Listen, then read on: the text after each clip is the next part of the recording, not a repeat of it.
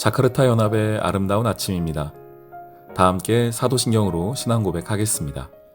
전능하사 천지를 만드신 하나님 아버지를 내가 믿사오며 그 외아들 우리 주 예수 그리스도를 믿사오니 이는 성령으로 잉태하사 동정녀 마리아에게 나시고 본디오 빌라도에게 고난을 받으사 십자가에 못 박혀 죽으시고 장사한 지 사흘 만에 죽은 자 가운데서 다시 살아나시며 하늘에 오르사 전능하신 하나님 우편에 앉아 계시다가 저리로서 산자와 죽은 자를 심판하러 오시리라.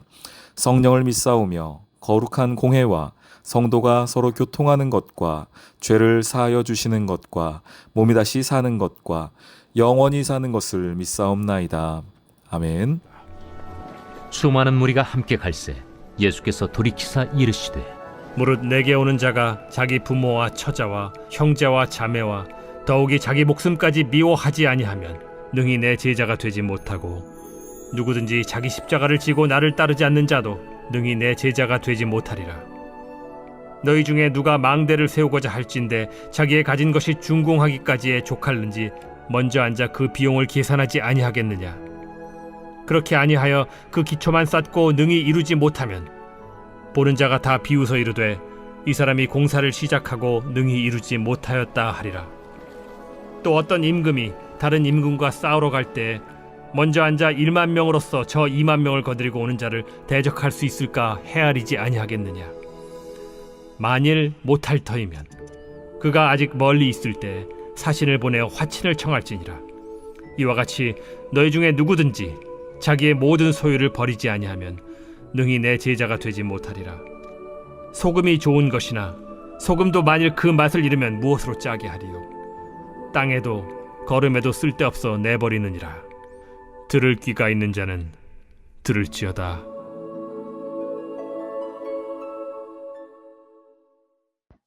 샬롬, 자카르타 연합의 아름다운 아침입니다.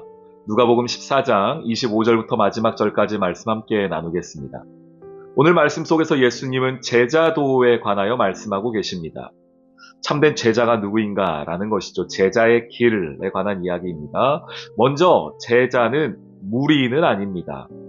오늘 말씀 25절 말씀, 수많은 무리가 함께 갈새 예수께서 돌이키사라고 말해요. 주님과 함께 가고 있지만 이들을 제자라고 부르진 않습니다. 이들은 그냥 무리예요. 숫자도 많고 예수님과 함께 걸어가는 듯하게 보이지만 이들은 무리입니다. 그냥 대중입니다. 그냥 팔로워이죠. 그런데 예수님께서 말씀하신 것은 제자거든요. 제자는 어떤 자들인지를 오늘 말씀하세요. 26절, 무릇 내게 오는 자, 이 무리 아니겠습니까? 내게 오는 자가 자기 부모와 처자와 형제 자매 더욱이 자기 목숨까지 미워하지 아니하면 능히 내 제자가 되지 못하리라. 누구든지 자기 십자가를 지고 나를 따르지 않는 자도 능히 내 제자가 되지 못하리라. 제자는 누구인가? 단순히 예수님을 따라가는 것이 아니라 그에 합당한 대가 지불이 있는 자, 그에 합당한 포기가 있는 자를 이야기합니다. 그러면서 주님이 두 가지의 이야기를 하세요. 첫 번째 이야기는 누가 망대를 세우는데, 그런데 망대 세우기 전에 계산을 해보지 않겠냐는 거예요. 혹시 망대를 세우다가 돈이 모자라가지고 중간에 멈춰지면은 사람들이 얼마나 우습게 보겠느냐라는 이야기죠. 이 이야기는 예수님의 비유는 대부분 당시에 사람들이 알고 있는 어떤 사건을 말하는데 이 이야기도 당시 이스라엘을 다스리던 헤롯 가문 있죠.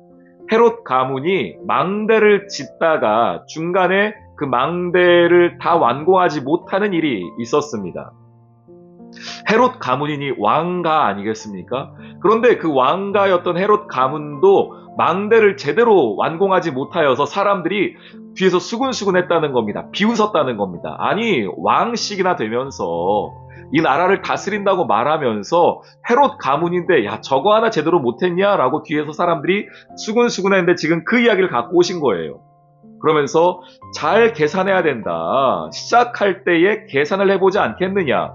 그렇지 아니하면 기초만 쌓고 능히 이루지 못하면 보는 자가 다 비웃는다라고 말하고 있습니다. 자, 이 사건 하나가 있고 또 하나 31절부터 어떤 임금이 다른 임금과 싸우는데 전쟁 나갈 때에 우리가 몇 명 있나? 우리 1만 명이냐 2만 명이냐? 그거 잘 헤아려야 되지 않겠어요? 군사력이 얼마인지. 그래서 딱 전쟁에 나아갔을 때에 그 군사력에 대하여서 정확한 통계를 가지고 데이터를 가지고 싸워가지고 이겨야 되는데, 야, 우리가 몇 명인지도 모르고 적들이 몇 명인지도 모르고 나가서 싸우는 사람이 어딨냐. 그렇게 하면은 백전백패 아니냐. 우리 지피지기면 백전백승 아시죠?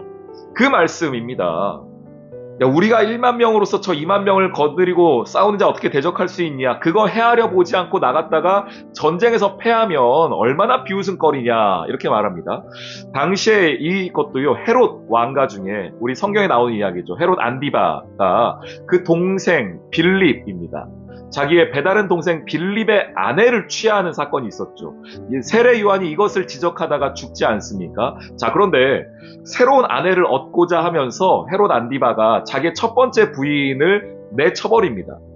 근데 이 아내가 어디 출신이냐면 아라비아 왕국 출신이었어요.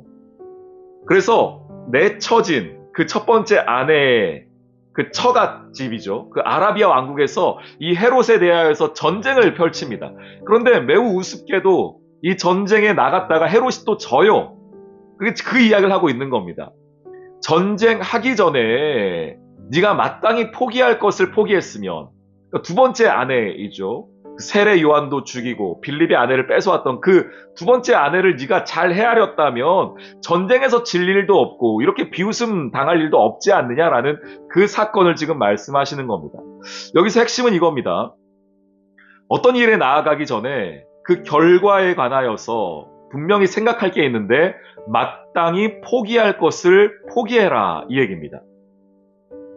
헤아리란 얘기는 그거예요. 잘 계산하라가 아니라 너의 삶의 그 결과를 예측해 보아서 마땅히 포기할 것은 포기할 줄 알아야 된다. 그래야 비웃음 당하지 않는다는 말씀입니다. 그러면서 제자가 포기할 게 뭡니까? 33절. 너희 중에 누구든지 자기의 모든 소유를 버리지 아니하면 능히 내 제자가 되지 못하리라.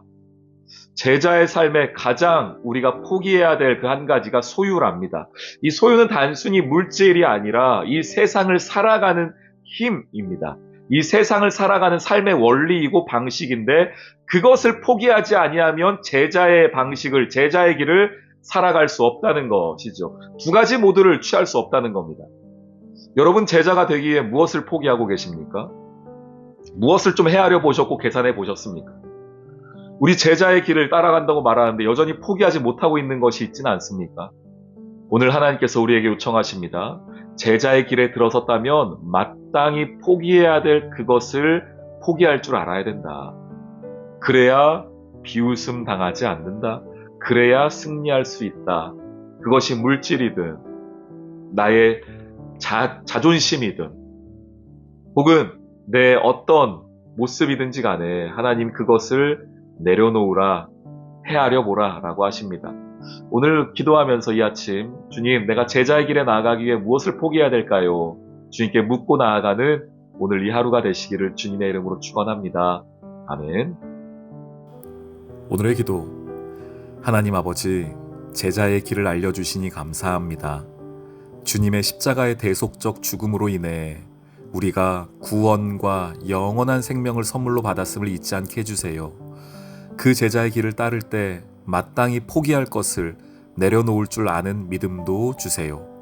먹든지 마시든지 무엇을 하든지 제자의 길을 걸어가길 원합니다. 하나님 나라를 위하여 쓰임받게 해주세요. 예수님의 이름으로 기도합니다. 아멘.